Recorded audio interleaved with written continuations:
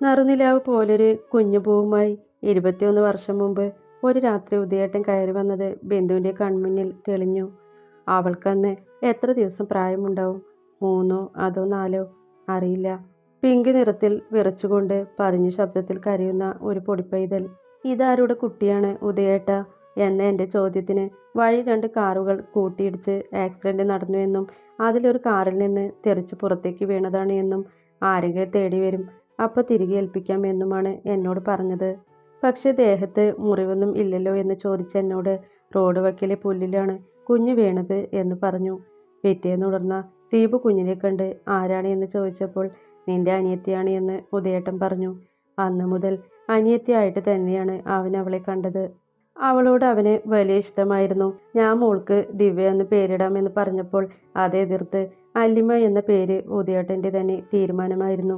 ഏത് കഷ്ടപ്പാടിലും കുഞ്ഞല്ലിയെ കൈവിടരുത് എന്നായിരുന്നു എന്നോട് ആ മനുഷ്യൻ പറഞ്ഞത്. കുഞ്ഞിനെ കൊണ്ടുവന്നു കഴിഞ്ഞ് അടുത്ത ഓട്ടം പോയ ആള് ജീവനില്ലാതെയാണ് മടങ്ങി വന്നത്. അപ്പോഴും എപ്പോഴും അല്ലി കുഞ്ഞിനെ പൊതിഞ്ഞു പിടിച്ചു വളർത്തിയ ദീപു എപ്പോഴാണ് മാറിയത്, അല്ലിയോട് അകൽച്ച തുടങ്ങിയത്? അറിയില്ല. ആദ്യമൊന്നും അവൻ്റെ അവഗണന പ്രകടമായി അറിഞ്ഞില്ല. പക്ഷേ എപ്പോഴൊക്കെയോ അവളെ ഒഴിവാക്കാൻ ശ്രമിക്കുന്നു എന്ന് അല്ലിക്കും എനിക്കും മനസ്സിലാവുകയായിരുന്നു. ഉദയേട്ടൻ പോയിക്കഴിഞ്ഞ് ആ നാട് വിട്ട് ഇങ്ങോട്ട് താമസം മാറി വന്ന് 2 വീട്ടുകാരോടും ഒരു സഹായത്തിന് പോകാതെ തന്നെയാണ് ഈ 2 ആളെയും വളർത്തി വലുതാക്കിയത്. അല്ലി ഞാൻ പ്രസവിച്ച കുട്ടിയല്ല എന്ന് ഇവനെ നേരത്തെ അറിയുമായിരുന്നു. ഇപ്പോൾ അവൻ എൻ്റെ മുഖത്ത് നോക്കി അത് പറഞ്ഞുവെങ്കിൽ ഇതിനു മുമ്പ് എൻ്റെ കുഞ്ഞിനോട് ഇവൻ കാണിച്ച അവഗണനയൊക്കെ അതുകൊണ്ടല്ലേ? അവൾ എൻ്റെ മോളാണ്. എൻ്റെ ഉദയേട്ടൻ എനിക്ക് കൊണ്ടുതന്ന നിധി. അവളെപ്പോലെ ഒരു കുഞ്ഞിനെ ആരാണ് ആഗ്രഹിക്കാത്തത്? അമ്മയുണ്ട് കുഞ്ഞിൻ്റെ കൂടെ, വേറെ ആരും വേണ്ട നമുക്ക്. എൻ്റെ ഉദയേട്ടന് ഞാൻ കൊടുത്ത വാക്കാണ്, ഞാൻ നിന്നെ കൈവിടാതെ നോക്കിക്കൊള്ളാമെന്ന്. ബിന്ദുവിന് അവളെ കാണാൻ തോന്നി. അമ്മയുണ്ട് കൂടെയെന്ന് പറഞ്ഞ് ചേർത്ത് പിടിക്കണമെന്ന് തോന്നി. കണ്ണുമുഖവും തുടച്ചുകൊണ്ട് നനക്കല്ലിൽ നിന്ന് എഴുന്നേറ്റ് വേഗം അല്ലി കിടക്കുന്ന മുറിയിലേക്ക് കയറി ചെന്നു ബിന്ദു. അല്ലി മോളെ, എഴുന്നേറ്റില്ലേ കുഞ്ഞേ? അവൾക്ക് അരികിലിരുന്ന് ആ കവിളിൽ തലോടി ബിന്ദു ചോദിച്ചു. ഞാൻ ഉണർന്നല്ലോ. അമ്മ ഇന്ന് നേരത്തെയാണോ? പതിയെ എഴുന്നേറ്റിരുന്നു കൊണ്ട് അല്ലി തിരക്കി. ഇത്തിരി നേരത്തെ. അവളുടെ തലമുടിയൊക്കെ ഒതുക്കി വെച്ചു കൊടുത്തിട്ട് ബിന്ദു പറഞ്ഞു. അല്ലി ബിന്ദുവിനെ തന്നെ ഉറ്റുനോക്കി. ഇതുവരെ തോന്നാത്തത്ര സ്നേഹം തോന്നി അല്ലിക്ക് അവരോട്. എന്താ മോളെ, എന്താ നോക്കുന്നത്? എല്ലാം ഇന്നത്തോടെ കഴിയും. അമ്മയുടെ കുഞ്ഞ് എഴുന്നേറ്റ് റെഡിയായിട്ട് വാ. ബിന്ദു അവളെ ചേർത്ത് പിടിച്ച് ഉമ്മ വെച്ചുകൊണ്ട് പറഞ്ഞു. അമ്മയ്ക്ക് എന്നോട് ദേഷ്യമുണ്ടോ? ഞാൻ ഈ ബന്ധം വേണ്ടാന്ന് വയ്ക്കുന്നത് കൊണ്ട്? ബിന്ദുവിൻ്റെ തോളിൽ ചാഞ്ഞിരുന്ന് അല്ലി തിരക്കി. നീ ഒരു കുഞ്ഞുമായി ഒറ്റപ്പെട്ട് ജീവിക്കുന്നത് അമ്മയ്ക്ക് സങ്കടമാണ്. പക്ഷേ എനിക്കറിയാം, ഒരു പെണ്ണും ഒരു ഭാര്യയും കാണാൻ പാടില്ലാത്ത കാഴ്ച കണ്ടാണ് എൻ്റെ കുഞ്ഞ് ആ വീട്ടിൽ നിന്ന് ഇറങ്ങിയതെന്ന്. നിന്റെ സ്ഥാനത്ത് ഞാനായാലും ഇതേ ചെയ്യൂ. ഇനി കഴിഞ്ഞതൊന്നും ഓർത്ത് വിഷമിക്കണ്ട. ഞാനുണ്ടാകും നിന്റെ കൂടെ എൻ്റെ ജീവൻ പോകുവോളം. നിറഞ്ഞൊഴുകുന്ന കണ്ണുകൾ തുടച്ചുകൊണ്ട് അവർ പറഞ്ഞു. പിന്നെന്താ അമ്മ അന്ന് ക്ഷമിച്ച് അയാളുടെ കൂടെ പോകാൻ പറഞ്ഞത്? വല്ലായ്മയോടെ അല്ലി ചോദിച്ചു. ഇവിടെ വന്ന് അവ മാപ്പ് പറഞ്ഞപ്പോൾ ആത്മാർത്ഥമായാണെന്ന് അമ്മ കരുതിപ്പോയി. പക്ഷേ കഴിഞ്ഞൊരു ദിവസം ഞാൻ രമയ്ക്കൊപ്പം ആശുപത്രി പോയില്ലേ? അന്ന് വഴിയിൽ വെച്ച് കണ്ടു ഞാൻ അവനെയും അവളെയും കാറിൽ അവൻ്റെ തോളിൽ ചാഞ്ഞു കിടന്ന് പോകുന്നത്. ആ നിമിഷം ഞാൻ ഉറപ്പിച്ചതാണ്, ഇനി അവൻ്റെ കൂടെ എൻ്റെ കുഞ്ഞ് പോകണ്ട എന്ന്. അതുകൊണ്ടാണ് നീ ജോലിക്ക് പോകാൻ വാശി പിടിച്ചപ്പോൾ ഞാൻ എതിർക്കാതെ ഇരുന്നത്. ഇനിയിരുന്ന് സമയം കളയണ്ട. നീ വേഗം റെഡിയായിട്ട് ഇറങ്ങാൻ നോക്ക്. ഞാനും പോയി ഈ വേഷം ഒന്ന് മാറട്ടെ, അല്ലിയോട് പറഞ്ഞിട്ട് ബിന്ദു അവിടുന്ന് എഴുന്നേറ്റു. അമ്മ അമ്മ വരണ്ട, ഇന്ന് ഞാൻ ഒറ്റയ്ക്ക് പോകാം. ബെഡിൽ നിന്ന് എഴുന്നേറ്റ അല്ലി ബിന്ദുവിനെ പിടിച്ചു നിർത്തിക്കൊണ്ട് പറഞ്ഞു. അത് പറ്റില്ല അല്ലി, ഒറ്റയ്ക്ക് അമ്മ നിന്നെ വിടില്ല. ആദ്യം ഈ അവസ്ഥയിൽ ഞാൻ കൂടെ വരും. അല്ലിയുടെ കൈപിടിച്ചു മാറ്റിയിട്ട് ബിന്ദു കട്ടായം പറഞ്ഞുകൊണ്ട് പുറത്തേക്ക് ഇറങ്ങിപ്പോയി. അല്ലി കുളിച്ചു മാറാനുള്ള തുണികളും എടുത്ത് പുറത്തെ ബാത്റൂമിലേക്ക് കയറി. നിങ്ങൾ അവളോട് പറഞ്ഞു അല്ലിക്കൊപ്പം പോവാൻ? തയ്യാറായി വന്ന ബിന്ദുവിനോട് നിത്യ തിരക്കി. എന്തു പറഞ്ഞു എന്ന് ബിന്ദു പല്ല് കടിച്ചുകൊണ്ട് ശബ്ദം താഴ്ത്തി തിരക്കി. നിത്യ ഒന്നും മിണ്ടാതെ മുഖം തിരിച്ച് തൻ്റെ പിന്നിൽ കുഞ്ഞുമായി നിൽക്കുന്ന ദീപുവിനെ നോക്കി. അമ്മ എന്താ പൊട്ടം കളിക്കുവാണോ? അവൾ ഇന്ന് തന്നെ ഇവിടുന്ന് പോകണം. നിങ്ങൾക്ക് പറയാൻ ബുദ്ധിമുട്ടാണെങ്കിൽ ഞാൻ തന്നെ പറയാം. വേണ്ട ദീപു, മഹാഭാവം ഒന്നും ചെയ്യല്ലേടാ, ബിന്ദു വേദനയോടെ അവനെ നോക്കി പറഞ്ഞു. എന്ത് പാവമാണമ്മേ, ഈ കണ്ട കാലമൊക്കെ നോക്കിയില്ലേ? ഇനി പറ്റില്ല താലി പൊട്ടിച്ച് ഇവിടെ വന്ന് നിൽക്കാൻ. പറ്റില്ല, അത്രേ ഉള്ളൂ. എനിക്കൊരു കുടുംബമുണ്ട്. എൻ്റെ കുഞ്ഞിനെ എനിക്കെല്ലാം കൊടുത്ത് വളർത്തണം. അതിനൊപ്പം മറ്റൊരു കുഞ്ഞിൻ്റെ കൂടി ചിലവ് നോക്കാൻ എനിക്ക് പറ്റില്ല. അത് അമ്മയ്ക്ക് പറയാൻ വയ്യെങ്കിൽ ഞാൻ പറഞ്ഞോളാം. ദീപു അറുത്തു മുറിച്ചതുപോലെ പറഞ്ഞു. വേണ്ട ദീപു, കുറച്ച് ദിവസം കൂടെ നീയൊന്ന് ക്ഷമിക്ക്. എൻ്റെ കുഞ്ഞ് നിന്നെ ഒരുപാട് ബുദ്ധിമുട്ടിക്കാതെ ഇവിടുന്ന് പോയിക്കോളും. അതിനെന്താ വേണ്ടതെന്ന് എനിക്കറിയാം. ബിന്ദു എന്തോ തീരുമാനിച്ചുറപ്പിച്ചതുപോലെ പറഞ്ഞു. എത്ര ദിവസം കൊണ്ട് അല്ലിയെ ഇവിടുന്ന് മാറ്റാൻ പറ്റും? അമ്മ ഒരു ഡേറ്റ് പറയും. ഡാലിയ കൊടുത്ത പണത്തിൻ്റെ കാര്യം ഓർക്കെ ഇനിയൊരു ദിവസം പോലും അല്ലിയെ സഹിക്കാൻ കഴിയില്ല എന്ന പോലെ നിത്യ തിരക്കി. ബാത്റൂമിൽ കയറി വാതിലടച്ച് പൈപ്പ് തുറന്നു വെച്ചിട്ട് ചുവരിൽ ചാരി കണ്ണുകൾ അടച്ചു നിന്നു അല്ലി. ഞാൻ അല്ലി, അല്ലിമ ഉദയൻ. ഉദയൻ്റെ ആരുമല്ലേ, എൻ്റെ അച്ഛനല്ലേ, എൻ്റെ അമ്മയല്ലേ. അപ്പോൾ അല്ലി ആരോരുമില്ലാത്തവളാണോ, അനാഥയാണോ? അച്ഛൻ എന്നെ എവിടുന്നാവും കിട്ടിയത്? ഏട്ടൻ, ദീപു ഏട്ടൻ്റെ അനിയത്തി അല്ലാഞ്ഞിട്ടല്ലേ ഏട്ടന് എന്നെ വേണ്ടതായത്? എവിടെ പോകും ഈ അവസ്ഥയിൽ? ആരൊരാശ്രയം തരും? ഈ നാട്ടിൽ നിന്ന് തന്നെ ഓടിപ്പോയാലോ? ആരെയും അറിയാത്ത ഒരു നാട്ടിൽ ഞാനും എൻ്റെ കുഞ്ഞും മാത്രമായിട്ട്. പക്ഷേ അമ്മ എൻ്റെ അമ്മയല്ലേ. ഇതുവരെ എനിക്ക് തോന്നിയിട്ടില്ലല്ലോ എൻ്റെ അമ്മയല്ലെന്ന്. എന്നെ ഒന്ന് നുള്ളിപ്പോലും നോവിച്ചിട്ട് ഇല്ലല്ലോ എൻ്റെ അമ്മ. ആ അമ്മയെ വേദനിപ്പിച്ച് അല്ലി ഒന്നും ചെയ്യില്ല. എന്താ വേണ്ടതെന്ന് ഇന്ന് തന്നെ തീരുമാനിക്കണം.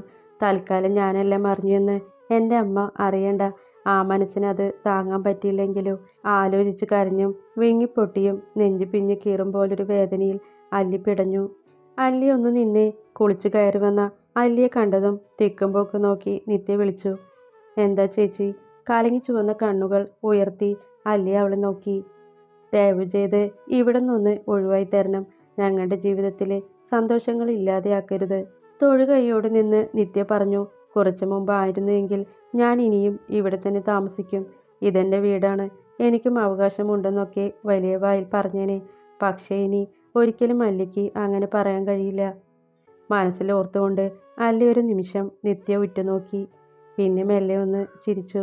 2 ദിവസത്തിനകം മാറിത്തരാം ചേച്ചി. അതുവരെ ഒന്ന് ക്ഷമിക്കി. ചുണ്ടിൽ ഒട്ടിച്ച ചിരി വികൃതമായി പോകാതെ ഇരിക്കാൻ പാടുപെട്ടുകൊണ്ട് അല്ലി പറഞ്ഞു. ഏട്ടനോട് പറയണം അല്ലിക്ക് ആരുടെയും ഒന്നും തട്ടിപ്പറിച്ച് ശീലമില്ലെന്ന്. അതുപോലെ അവകാശമില്ലാത്തത് കൈപ്പറ്റാനും ഇല്ല എന്ന്. എത്രയും പെട്ടെന്ന് മാറിക്കൊള്ളാം. പറഞ്ഞിട്ട് അല്ലി പെട്ടെന്ന് തിരിഞ്ഞു നടന്നു. ഇത്രയുമായിട്ടും അവളുടെ ഗർവിന് കുറവുണ്ടോ എന്ന് നോക്കിയേ ദീപുവേട്ട. അവൾക്കടുത്തേക്ക് വന്ന ദീപുവിനോട് നിത്യ പറഞ്ഞു. തെറ്റ് ചെയ്തിട്ടില്ല എന്ന് ഉറപ്പുള്ള കാലത്തോളം ഞാൻ ഇതുപോലെ തലയുയർത്തി പിടിച്ചു തന്നെ ജീവിക്കും നിത്യേച്ചി. അതിനി ആരുടെ മുന്നിലായാലും. മുറിക്കുള്ളിൽ കയറും മുമ്പ് നിത്യ പറയുന്നത് കേൾക്കെ തിരിഞ്ഞു നിന്ന് അല്ലി പറഞ്ഞിട്ട് അല്ലി മുറിക്കുള്ളിൽ കയറി വാതിലടച്ചു. അങ്ങനെ അത് കഴിഞ്ഞു അമ്മ. ഇപ്പോൾ എന്തോ മനസ്സിൽ നിന്ന് ഒരു ഭാരം ഒഴിഞ്ഞതുപോലെ തോന്നുന്നു. എൻ്റെ ശരീരത്തിന് ചേരാത്ത ഒരു ഉടുപ്പ് അഴിച്ചു മാറ്റിയതുപോലെ. കുടുംബകോടതിയിൽ നിന്ന് പുറത്തേക്ക് ഇറങ്ങി വരുമ്പോൾ അല്ലി അമ്മയോട് പറഞ്ഞു. അല്പം മുമ്പ് തൻ്റെ മുന്നിലൂടെ കൈകോർത്ത് പിടിച്ചു പോയവരെ കണ്ടിട്ട് നെഞ്ചിൽ ഒരല്പം പോലും വേദന തോന്നുന്നില്ല എന്നോർക്കെ അല്ലിക്ക് മനസ്സിന് ഒരു സമാധാനം അനുഭവപ്പെട്ടു. അവൾ ആശ്വാസത്തോടെ ബിന്ദുവിനെ ചേർത്ത് പിടിച്ചു. നമുക്ക് പോയാലോ അമ്മ? പോകും വഴിക്ക് എനിക്ക് എന്തേലും കഴിക്കണം, നല്ല വിശപ്പുണ്ട്. പിന്നെ കമ്പനിയിൽ ഒന്ന് കയറണം. കോടതിക്ക് പുറത്തേക്ക് നടക്കുമ്പോൾ അല്ലി പറഞ്ഞു. ഇന്ന് നീ ലീവ് എടുത്തതല്ലേ മോളെ, പിന്നെ എന്തിനാ ജോലിക്ക് പോകുന്നത്? അല്ലിയുടെ കൈ പിടിച്ച് റോഡ് ക്രോസ് ചെയ്ത് അടുത്തു കണ്ട നല്ലൊരു ഹോട്ടലിലേക്ക് കയറുമ്പോൾ ബിന്ദു ചോദിച്ചു. ഇന്ന് ജോലി ചെയ്യാൻ അല്ല അമ്മയെ പോകുന്നത്. എനിക്ക് സെലിം മാഡത്തെ കണ്ട് കുറച്ച് സംസാരിക്കണം, അതിനു വേണ്ടിയാണ്. ഇരുവരും ഊണിന് ഓർഡർ കൊടുത്ത് കൈ കഴുകി വന്നിരിക്കുമ്പോൾ അല്ലി പറഞ്ഞു. ഒരു വറുത്ത മീൻ കൂടി പറയട്ടെ അല്ലി? അമ്മയുടെ കയ്യിൽ വിധവ പെൻഷൻ കിട്ടിയ പൈസയുണ്ട് കുഞ്ഞെ. വറുത്ത മീന് കൊതിയോടെ നുള്ളിക്കഴിക്കുന്ന അല്ലിയെ കാണി വേദനയോടെ ബിന്ദു ചോദിച്ചു. വേണ്ട വേണ്ടമ്മേ, ഇതൊക്കെ ഒരുപാട് നാളായില്ലേ ഇങ്ങനെയൊക്കെ കഴിച്ചിട്ട്. അതുകൊണ്ടാവും നല്ല സ്വാദ് തോന്നി. വിരലുകളൊന്ന് നുണഞ്ഞുകൊണ്ട് അല്ലി ചെറിയോടെ പറഞ്ഞു. അമ്മ. എന്താ അല്ലി? ഓട്ടോയിലാണ് ഇരുവരും. അത് ഞാൻ തൽക്കാലം വീട്ടിൽ നിന്ന് താമസം മാറട്ടെ. എന്താ എന്താ അല്ലി നീ? അവളോട് ചോദിച്ചത് എന്താണ് എന്ന് വ്യക്തമായ നിമിഷം ബിന്ദു പതറിപ്പോയി. അമ്മ വിഷമിക്കരുത്. ഞാൻ സെലിം മാഡത്തോട് ചോദിച്ചാൽ തൽക്കാലം ഏതെങ്കിലും ഒരു ഹോസ്റ്റൽ സെറ്റാക്കി തരും. അല്ലി അവരുടെ കൈ മുറുകെ പിടിച്ച് മുന്നിലിരിക്കുന്ന ഡ്രൈവർ കേൾക്കാത്ത വിധത്തിൽ അവരോട് പറഞ്ഞു. ഇപ്പോ എന്തിനാ മോളെ നീ ഇങ്ങനെയൊക്കെ? ദീപു അവൻ എന്തെങ്കിലും പറഞ്ഞോ നിന്നോട്? ബിന്ദുവിന് അവളെ കാണി അവളുടെ ചുണ്ടിൽ തെളിഞ്ഞ ചിരി ആ കണ്ണുകളിൽ നിന്ന് കാണി നെഞ്ചു വിങ്ങിപ്പോയി. ഏട്ടൻ എന്നോട് ഒന്നും പറഞ്ഞില്ല അമ്മേ. ഇത് ഞാനായിട്ട് എടുത്ത തീരുമാനമാണ്. മുഖം കുനിച്ചിരുന്ന് പറയുന്നവളെ കാണി അവൾ എന്തെങ്കിലും അറിഞ്ഞു കാണുമോ എന്നൊരു ഭയം തോന്നി ബിന്ദുവിന്. ആരും ഒന്നും പറഞ്ഞിട്ടല്ലമ്മേ. ഏട്ടനൊരു കുടുംബമായില്ലേ. അവിടെ എന്നെപ്പോലെ ഭർത്താവില്ലാതെ ഒരുവൾ ഒരു ബാധ്യതയാണ്. അതെനിക്ക് ആരും പറയാതെ തന്നെ മനസ്സിലാവും. നെഞ്ചു പിടയുന്ന വേദന ഉള്ളിൽ ഒതുക്കി അല്ലി അവരോട് പറഞ്ഞു. എങ്കിൽ നീ ഹോസ്റ്റലിൽ പോകണ്ട. നമുക്കൊരു കുഞ്ഞു വീടെടുത്ത് മാറാം. അല്ലാതെ ഈ അവസ്ഥയിൽ നിന്നെ തനിച്ച് ഞാൻ വിടില്ല. ഇവിടെ അടുത്ത് എവിടെയും ഒരു മുറി മതി. നമുക്ക് അമ്മയും പണ്ടത്തെ പോലെ തൊഴിലുറപ്പിന് പോകാം. അല്ലെങ്കിൽ നിന്റെ കമ്പനിയിൽ തന്നെ എന്തെങ്കിലും ചെറിയ ജോലി ശരിയാക്കാം. ബിന്ദു ഉറപ്പോടെ പറയേ ഇതൊന്നും ദീപു സമ്മതിക്കില്ല എന്ന് ഉറപ്പുണ്ടായിരുന്ന അല്ലിക്ക്. നീ എന്താ മോളെ ഒന്നും മിണ്ടാതെ ഇരിക്കുന്നത്? നമുക്കൊരുമിച്ച് സന്തോഷത്തോടെ കഴിയാം അല്ലി. അവളെ ചേർത്ത് പിടിച്ച് ബിന്ദു പറയവേ നിറഞ്ഞുപോയ കണ്ണുകൾ അവരുടെ തോളിൽ മുഖമർത്തി ഒളിപ്പിച്ചു കളഞ്ഞു അല്ലി.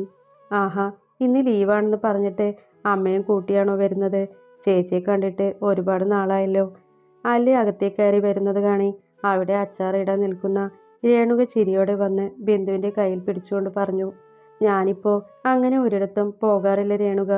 ചിരിയോടെ ബിന്ദു അവരോട് സംസാരിക്കുമ്പോഴേക്ക് അല്ലി അകത്തേക്ക് നടന്ന് സെലിൻ്റെ റൂമിലേക്ക്.